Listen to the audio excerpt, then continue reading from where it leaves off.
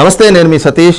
ఆంధ్రప్రదేశ్లో ఎన్నికలు సమీపిస్తున్నటువంటి తరుణంలో ఒక కొత్త రాజకీయ పార్టీ కూడా ఇప్పుడు తెరపైకి వచ్చింది. ముఖ్యంగా ఇంతకాలం ఒక నిజాయితీగా కలిగినటువంటి అధికారిగా పేరు పొందినటువంటి సిబిఐ మాజీ జేడీ లక్ష్మీనారాయణ కొత్త పార్టీని జై భారత్ నేషనలిస్ట్ పేరుతోటి ఒక పార్టీని కూడా స్థాపించి దాని ప్రకటన కూడా చేశారు.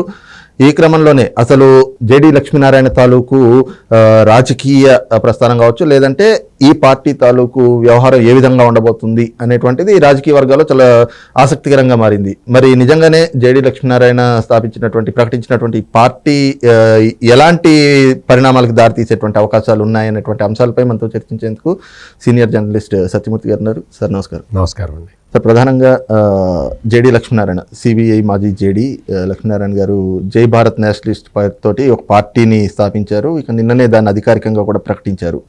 ఈ పార్టీ మరి రాబోయేటువంటి ఎన్నికల్లో ఎలాంటి ప్రభావం చూపుతుంది అనేటువంటిది ప్రస్తుతం ఏపీ రాజకీయ వర్గాల్లో చాలా చర్చనీయాంశంగా మారింది. మరి ఆయన ఒక నిజాయితీ కలిగినటువంటి అధికారిగా కూడా ఇంతకాలం ఆయన పేరు పొందున్నారు. మరి ఇప్పుడు ఈ రాజకీయంగా ఆయన ప్రస్థానం ఎలా ఉండే అవకాశం? ఈ డెమోక్రటిక్ కంట్రీలో ఎవరైనా పార్టీ పెట్టుకోవచ్చు, అందులో ఎటువంటి ఇది లేదు. పార్టీ పెట్టుకోవచ్చు, ఆ పార్టీని నడుపుకోవచ్చు, ఆ పార్టీ ఎన్నికల్లో పోటీ చేయొచ్చు, ఏదైనా చేయొచ్చు. కాకపోతే జాయింట్ డైరెక్టర్ సిబిఐ మాజీ జాయింట్ డైరెక్టర్ లక్ష్మీనారాయణ పెట్టిన ఈ పార్టీ ఎంతవరకు ప్రభావం చూపిస్తుంది అనేది అసలు మనం ఆలోచించాల్సిన విషయం కూడా కాదు. అంటే ఈ మాట ఎందుకు చెప్తున్నాను అంటే, రాజకీయ పార్టీ పెట్టిన తర్వాత దాని మీద ఒక స్పష్టత ఉండాలి. అంటే మనం ఒక స్పష్టమైన వైఖరిని తీసుకోవాలి.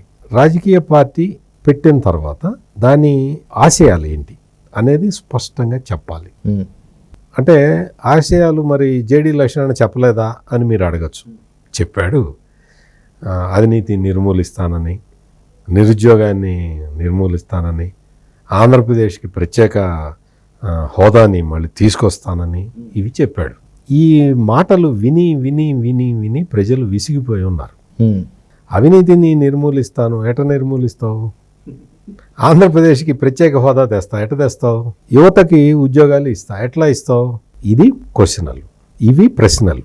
వీటికి స్పష్టంగా సమాధానం చెప్పాలి. లక్ష్మీనారాయణ సమాధానం చెప్పలేదు. నా ఉద్దేశం ప్రకారం ఆయన కన్ఫ్యూజన్లో ఈ పార్టీ పెట్టినట్టుగా నాకు కనపడుతున్నది. సార్, అయితే ప్రధానంగా ఇప్పుడు మీరన్న ఈ మాట మీదే పొలిటికల్ సర్కిల్స్లో కూడా చర్చలు జరుగుతున్నాయి. ప్రధానంగా చూస్తే ఆయన పొలిటికల్ ఎంట్రీ ఇచ్చినప్పుడు మొదటేమో కేంద్రంలో ఏ పార్టీ అయితే కనుక నాకు గ్రామీణాభివృద్ధి శాఖ పదవి ఇస్తారో, మంత్రి పదవి ఇస్తారో ఆ పార్టీలో చేరతాను, ఆ పార్టీకి మద్దతు ఇస్తాను. లేదంటే ఆ తర్వాత జనసేనలో చేరి ఎంపీగా పోటీ చేయడం. అట్ ద సేమ్ టైం అంతకంటే ముందే ఆయన నాకు వ్యవసాయ శాఖ మంత్రి ఇస్తా అంటే రాష్ట్రంలో ఆ పార్టీలో చేరతా అని ఆయన ప్రకటన చేయడం. ఇక జనసేన నుంచి పోటీ చేశాక కూడా ఓటమి చూశారు అక్కడ ఎంపీగా పోటీ చేసి, వెంటనే పార్టీలో నుంచి బయటకు వచ్చేయడం. అంటే ఒక కన్సిస్టెన్సీ లేనటువంటి విధానంగా ఆయన రాజకీయ ప్రయాణం ఉంది అన్న చర్చలు కూడా వస్తూ ఉన్నాయి. ఫస్ట్ జేడీ లక్ష్మీనారాయణ ఏం చేశాడు అంటే, ఆయన పేరు వివి లక్ష్మీనారాయణ. జేడీ అనేది జాయింట్ డైరెక్టర్, ఆయన పదవి పేరు అనమాట. అందరూ జేడీ లక్ష్మీనారాయణ అంటున్నారు కాబట్టి మనం కూడా జేడీ లక్ష్మీనారాయణ అనే అందాం. ఆయన అసలు ఐపీఎస్ నుంచి వాలంటరీ రిటైర్మెంట్ తీసుకున్నదే బీజేపీలో చేరటానికి. కానీ ఈయన దురదృష్టం ఏంటంటే, ఈయన విఆర్ఎస్ తీసుకున్న తర్వాత బీజేపీలోకి మేము తీసుకుంటాము అని ఒక ఆయన హామీ ఇచ్చాడు. ఆయనకి పదవి పోయింది అక్కడ ఢిల్లీలో. దాంతో ఈయనకి ఫుట్టింగ్ పోయింది. అందుకని బీజేపీలో చేరలేకపోయాడు.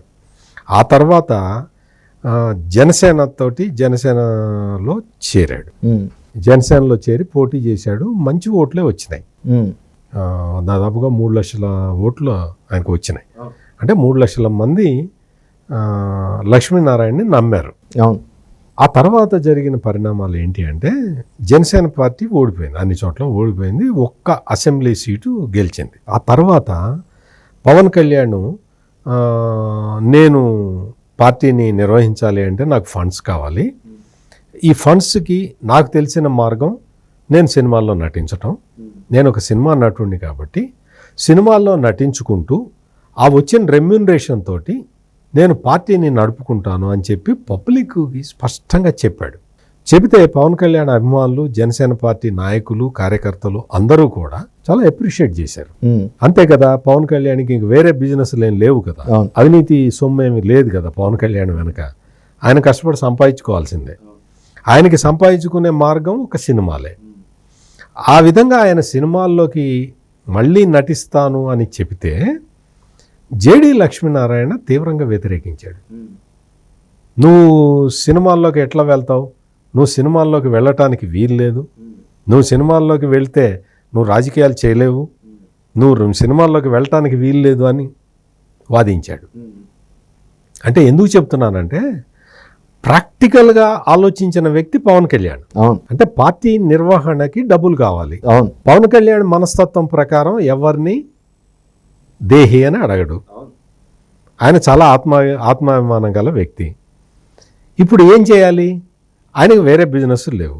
అందుకని ప్రజలకి స్పష్టంగా చెప్పాడు, నేను సినిమాల్లో నటించి ఆ వచ్చిన రెమ్యూనరేషన్ని పార్టీకి ఖర్చు పెడతాను అని ఆయన చెప్పినప్పుడు అందరూ కొన్ని కోట్ల మంది అప్రిషియేట్ చేశారు పవన్ కళ్యాణ్ స్పిరిట్ని, ఒక జేడి లక్ష్మణ్ తప్ప. దాని పర్యవసానమే కదా ఈ రోజున ఆయన వారాహి అంటూ వెళ్తున్నా, ఏ యాత్రలు చేస్తున్నా ప్రజాస్పందన రావటం.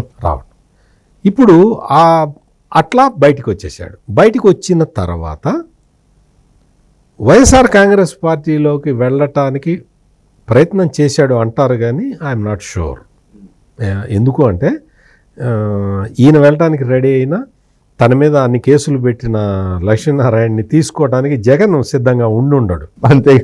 అది ఏం జరిగిందో మనకు తెలియదు, కానీ బట్ పబ్లిక్లో అయితే ఒక టాక్ ఉంది, వైసీపీలో కూడా చేరటానికి ప్రయత్నం చేశాడు అని. ఎందుకంటే రీసెంట్గా ఆయన జగన్మోహన్ రెడ్డి పథకాలు అద్భుతం అంటూ ఆయన ఒక కితాబ్ కూడా ఇచ్చారు. ప్రయత్నం చేసి అది కుదరలేదు. తెలుగుదేశంలోకి రావటానికి ప్రయత్నం చేశాడు. తెలుగుదేశంలోకి రావటానికి ప్రయత్నం చేస్తే నువ్వు ఆఫీసర్గా జగన్మోహన్ రెడ్డి మీద కేసులు పెట్టిన వ్యక్తివి కాబట్టి ఇప్పుడు నువ్వు మా పార్టీలోకి వస్తే మేమే కేసులు పెట్టించినట్టు అనుకుంటారు పబ్లిక్, నువ్వు మా పార్టీలోకి అక్కర్లేదని క్లియర్ కట్గా చెప్పారు. అంటే ఏంటి, వాస్తవంగా జగన్మోహన్ రెడ్డి మీద కేసులు పెట్టించింది తెలుగుదేశం పార్టీ కాదు, కాంగ్రెస్ పార్టీ పెట్టించింది. కాంగ్రెస్ పార్టీ సెంటర్లో అధికారంలో ఉండగా లక్ష్మీనారాయణ సిబిఐలో ఉండి ఆ కేసులను దర్యాప్తు చేశాడు. అవును, అప్పుడు తెలుగుదేశం పార్టీ ప్రతిపక్షంలో ఉంది. ఇంకా తెలుగుదేశానికి ఈ కేసులకి ఎలాంటి సంబంధం లేదు. కానీ జగన్మోహన్ రెడ్డి ప్రతి అనుక్షణం ఏం చెప్తాడు, చంద్రబాబు నాయుడు నా మీద కేసులు పెట్టించాడు, చంద్రబాబు నాయుడు నా మీద కేసులు పెట్టించాడు అని చెప్తూనే ఉంటాడు. అందుకని ఎటు మార్కెట్లో అది జగన్మోహన్ రెడ్డి చెప్తున్నాడు, ఇప్పుడు నువ్వు వచ్చి మా పార్టీలో చేరితే మేమే పెట్టించినట్టు అవుతుంది, నువ్వు అక్కర్లేదని చెప్పారు తెలుగుదేశం వాళ్ళు. జనసేనలోకి మళ్ళీ వెళ్ళలేడు, పవన్ కళ్యాణ్ తోటే పంచాయతీ పెట్టుకున్నాడు కాబట్టి ఇంకా ఏం చేయాలి. అందుకని చెప్పి మీకు ఇంకో విషయం కూడా చెప్పాలి, టీఆర్ఎస్ పార్టీని బీఆర్ఎస్గా మార్చినప్పుడు ఆ బీఆర్ఎస్ పార్టీలో చేరటానికి ప్రయత్నం చేశాడు. అంటే ఆంధ్రప్రదేశ్ ప్రయోజనాలని ఒక రకంగా విఘాతం కలిగించిన కేసీఆర్ తోటి కూడా చేతులు కలపడానికి లక్ష్మీనారాయణ ప్రయత్నం చేశాడు. అది ఎందుకో కుదరలేదు, అది ఎందుకో సాధ్యం కాలేదు. ఈయన ఏదో రాష్ట్ర శాఖ అధ్యక్షుడు ఏదో అడిగినట్టున్నాడు, వాళ్ళు ఇవ్వమన్నట్టున్నారు. అప్పటికే చంద్రశేఖర్ని వాళ్ళు పెట్టుకున్నారు కాబట్టి బహుశా ఈయనకి ఇచ్చి ఉండరు. ఇంటర్నల్గా ఏం జరిగిందో మనకు తెలియదు, కానీ బట్ చర్చలు అయితే జరిగినాయి. ఈ పరిస్థితుల్లో ఈయనకే అన్ని పార్టీల్లో ఎంట్రీ బంద్ ఉన్నది. ఈ పరిస్థితుల్లో ఏం చేయాలి, పొలిటికల్గా తన మార్కుని తను చూపించాలని అనుకుంటున్నాడు. ఆ కోరిక బాగా ఉంది కాబట్టి లక్ష్మణ్ దగ్గర ఉన్న మెయిన్ క్వాలిటీ ఏంటంటే ఈజ్ ఎ మోటివేషనల్ స్పీకర్. ఆయన ఎదుటి వ్యక్తుల్ని ఎవరినైనా సరే ఆకట్టుకునే అంత ప్రసంగం చేయగలుగుతాడు. అంటే చాలా చాలా బాగా ప్రసంగించగలుగుతాడు. ఆ శక్తి నాకు ఉంది కదా, నేను ఎవరినైనా కన్విన్స్ చేయగలుగుతాను కదా అన్న ఉద్దేశంలో బహుశా ఈ రాజకీయ పార్టీ పెట్టినట్టున్నాడు. ఈ రాజకీయ పార్టీ పెట్టిన తర్వాత నువ్వు ప్రత్యేక హోదా తీసుకొస్తాను అని చెప్పావు. తీసుకొస్తావు, ఓకే, వెరీ గుడ్ చెప్పావు కదా. నువ్వేం చెప్పాలి, జగన్మోహన్ రెడ్డి ఫెయిల్ అయ్యాడు అని చెప్పాలి కదా. జగన్మోహన్ రెడ్డి పేరు ఎత్తటానికే భయపడ్డాడు. వైఎస్ఆర్ కాంగ్రెస్ పార్టీ అరాచకమైన పాలన చేస్తున్నది ఆ మాట చెప్పాలి కదా. వైఎస్ఆర్ కాంగ్రెస్ పార్టీ అరాచక పాలన చేస్తుందని చెప్పడానికి భయపడ్డాడు. రాష్ట్రంలో నిరుద్యోగ సమస్య తాండవిస్తున్నది, జగన్మోహన్ రెడ్డి పరిశ్రమలన్నీ వెళ్ళగొట్టడం వల్ల ఈ రోజున నిరుద్యోగులకి ఉపాధి లేకుండా పోయింది అని చెప్పాలి కదా. అంటే ధైర్యంగా ఒక స్టేట్మెంట్ ఇవ్వటం అనేది కూడా లక్ష్మీనారాయణ చేయలేకపోయాడు. సరే, అయితే ఇక్కడే ఒక 2 అంశాలు మాత్రం ప్రధానంగా చర్చలోకి వస్తూ ఉన్నాయి. ఒకటి, గతంలో కూడా చూసాం, రాజశేఖర్ రెడ్డి టైంలో 2009లో రాజశేఖర్ రెడ్డి ఓటమి ముందే పసిగట్టి రాజకీయ వ్యూహాలనుకోనో లేదంటే కుట్రలని కూడా అనుకోవచ్చు, అటు చిరంజీవితో పార్టీ పెట్టించడం, అట్ ద సేమ్ టైము ఇంకా లోక్సత్తా లాంటి పార్టీలు కూడా తెరపైకి తేవటం, అదొక అంశం. ఆ రోజున జరిగినటువంటి పరిణామం. అయితే ఈ రోజున జేడీ లక్ష్మీనారాయణ కూడా కొంతమంది ప్రభావితంగా ఈ రకంగా ఇప్పుడు వ్యూహంలో భాగంగానే తెరపైకి తెచ్చారు అనేటువంటి చర్చ జరుగుతూ ఉంది. అందులో ఎంతవరకు వాస్తవం ఉంది? అట్ ద సేమ్ టైం ఇప్పుడు ఈయన పెట్టినటువంటి పార్టీ, ఎందుకంటే ఆల్రెడీ అక్కడ తెలుగుదేశం జనసేనల గెలుపు ఖరారైపోయింది అన్నటువంటి ఒక చర్చ చాలా విస్తృతంగా జరుగుతూ ఉన్నటువంటి క్రమంలో మరి ఇప్పుడు ఈయన పెట్టినటువంటి పార్టీతోటి ఎక్కడైనా డ్యామేజ్ జరిగేటువంటి ప్రమాదం ఉందా?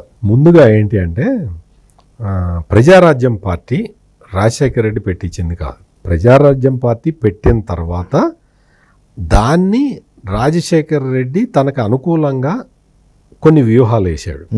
ప్రజారాజ్యం పార్టీని ఏ విధంగా తనకు అనుకూలంగా ఉపయోగించుకోవాలి అనేది వ్యూహాలు వేశాడు తప్ప రాజశేఖర్ రెడ్డి ప్రజారాజ్యం పార్టీ పెట్టించలేదు. అది అంతవరకు క్లారిటీ. ఆ తర్వాత ఏంటి అంటే లోక్సత్తా జయప్రకాష్ నారాయణతో కూడా రాజశేఖర్ రెడ్డి పార్టీ పెట్టించలేదు, ఆయన పార్టీ పెట్టాడు. లోక్సత్తా జయప్రకాష్ చెప్పిన మాటల ప్రభావంతో చాలామంది యూత్ జయప్రకాష్ పార్టీలో చేరారు. దానివల్ల ఏమైంది అంటే ఆ ప్రభుత్వ వ్యతిరేక ఓటు చీలిపోయింది.